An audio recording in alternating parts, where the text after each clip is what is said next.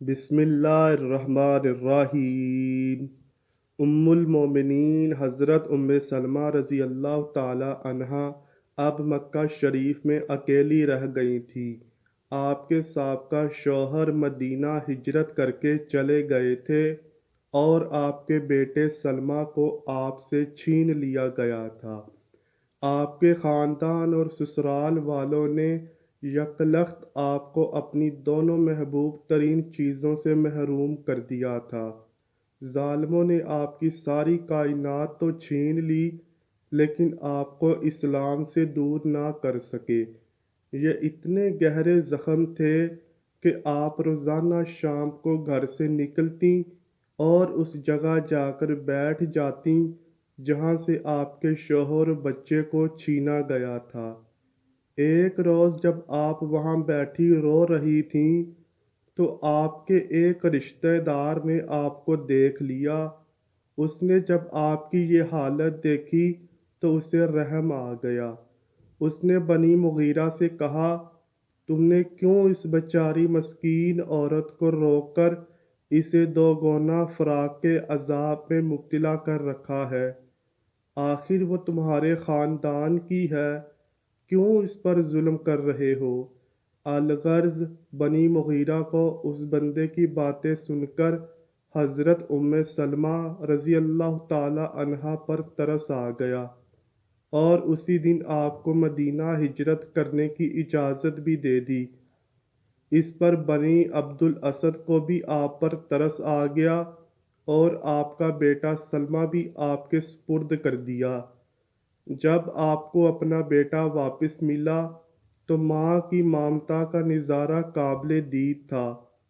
آپ نے بچے کو ساتھ لیا اور تنہا مدینہ طیبہ کا سفر شروع فرما دیا۔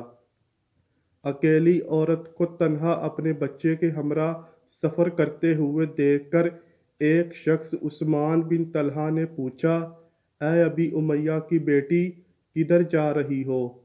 فرمایا، میں مدینے جا رہی ہوں۔ کہنے لگا، تمہارے ساتھ کوئی نہیں ہے؟ فرمایا، اللہ تعالیٰ اور اس بچے کے علاوہ میرے ساتھ کوئی نہیں ہے۔ کہنے لگا، یہ نہیں ہو سکتا، تم تنہا سفر نہیں کر سکتی۔ یہ کہہ کر اس نے آپ کے اونٹ کی نکیل پکڑ لی اور آپ کے ساتھ مدینہ چل پڑا۔ یہ عثمان بن طلحہ کوئی عام شخص نہیں تھا، بلکہ مکہ کے سرداروں میں سے ایک تھا اور مسلمانوں کا بدترین دشمن تھا، یہاں تک کہ اپنے چچا زاد بھائی حضرت مصعب بن عمیر رضی اللہ تعالی عنہ کو سخت ترین اذیتیں دینے میں بھی پیش رہتا تھا۔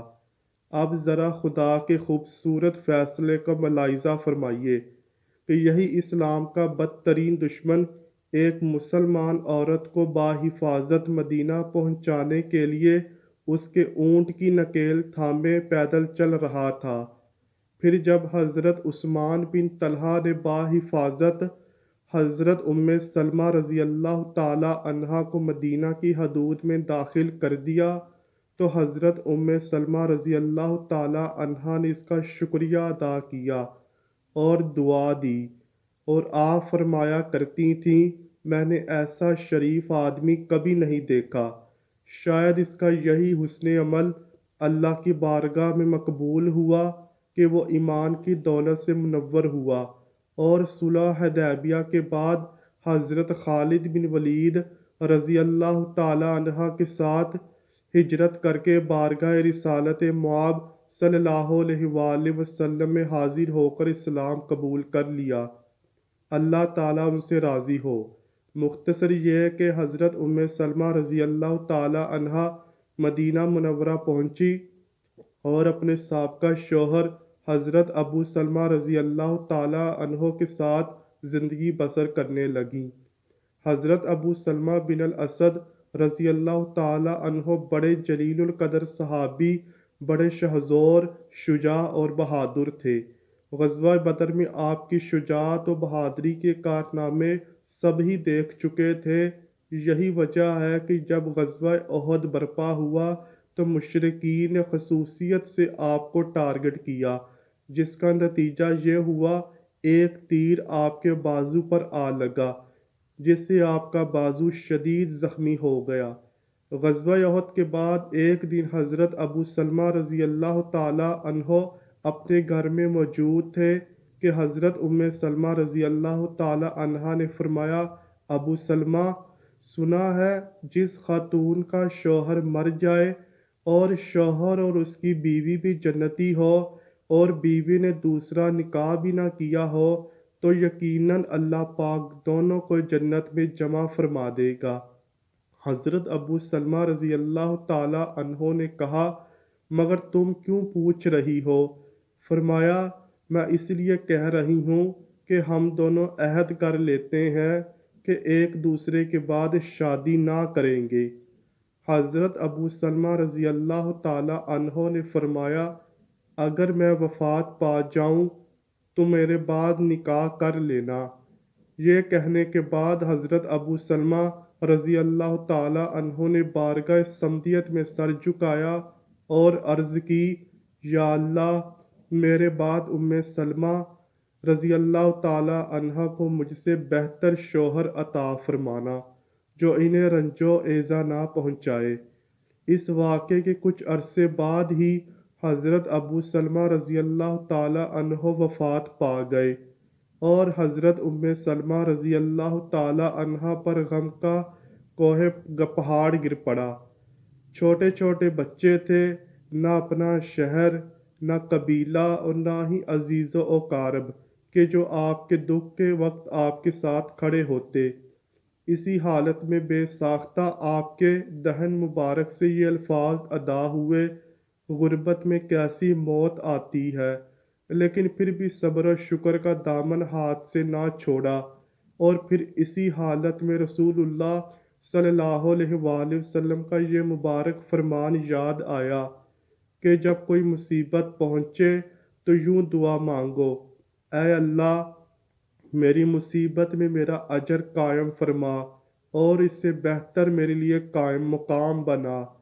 پس سیدہ ام سلمہ رضی اللہ تعالی عنہا اپنے شوہر کی نعش کے پاس تشریف لے گئیں اور یہی دعا پڑھی، کیونکہ آپ کو رسول اللہ صلی اللہ علیہ وآلہ وسلم کا یہ بھی فرمان یاد تھا کہ جو میت کے سرحانے موجود ہو وہ اچھی دعا مانگے، اس لیے کہ اس وقت میں دعا مانگی جائے تو اس پر فرشتے بھی آمین کہتے ہیں۔ اسی روز کہ جب میت ابھی گھر میں تھی، سیدہ ام سلمہ رضی اللہ تعالی عنہا حضور صلی اللہ علیہ وآلہ وسلم کے پاس حاضر ہوئیں اور عرض کیا، یا رسول اللہ صلی اللہ علیہ وآلہ وسلم، ابو سلمہ رضی اللہ تعالی عنہ کے فراق میں کیا کہوں؟ فرمایا، یوں کہو، اے اللہ، انہیں اور مجھے بخش دے اور میری عاقبت کو اچھی عاقبت بنا۔ جب نبی کریم صلی اللہ علیہ وآلہ وسلم میت کے پاس تشریف لائے تو دیکھا ابو سلمہ رضی اللہ تعالی عنہ کی آنکھیں کھلی ہوئی تھیں۔ بس آپ صلی اللہ علیہ وآلہ وسلم نے اپنے دست اقدس سے ان کی آنکھیں بند کی اور فرمایا، جب روح قبض کر لی جاتی ہے تو اس کے ساتھ بصارت بھی ختم ہو جاتی ہے، اس لیے کھلی رہ جانے والی آنکھوں کو بند کر دیا کرو۔ پھر آپ صلی اللہ علیہ وآلہ وسلم نے حضرت ابو سلمہ رضی اللہ تعالی عنہ کی نماز جنازہ پڑھی اور اس میں 9 تکبیریں پڑھیں۔ لوگوں نے پوچھا تو فرمایا، یہ 1000 تکبیروں کے مستحق تھے۔ منقول ہے، جب ام المومنین حضرت ام سلمہ رضی اللہ تعالی عنہ بیوہ ہوئیں، اس وقت آپ کی عمر قریباً 30 سال کے لگ بھگ تھی۔ آپ فرماتی ہیں، رسول اللہ صلی اللہ علیہ وآلہ وسلم نے جو دعا مجھے سکھائی تھی، میں نے اس دعا کا ورد اپنا معمول بنا لیا تھا، لیکن میں جب بھی یہ دعا پڑھتی تو سوچتی، ابو سلمہ رضی اللہ تعالی عنہ سے بہتر مسلمان کون ہوگا؟ آپ کے تو وہم و گمان میں بھی نہیں تھا کہ آپ کے لیے کس شخصیت کا انتخاب کیا جا چکا ہے۔ جس وقت حضرت ابو سلمہ رضی اللہ تعالی عنہ بن عبد الاسد مخزومی رضی اللہ تعالی عنہ کا وصال ہوا تو حضرت سلمہ رضی اللہ تعالی عنہا اس وقت حمل سے تھیں۔ وضع حمل کے بعد جب عدت کا زمانہ گزرا تو سب سے پہلے امیر المومنین حضرت ابو بکر صدیق رضی اللہ تعالی عنہ نے آپ کو نکاح کا پیغام بھیجا۔ آپ نے انکار فرما دیا تو امیر المومنین حضرت عمر فاروق رضی اللہ تعالی عنہ نے آپ کو شادی کے لیے پیغام بھیجا، مگر اس مرتبہ بھی آپ نے شادی سے انکار فرما دیا۔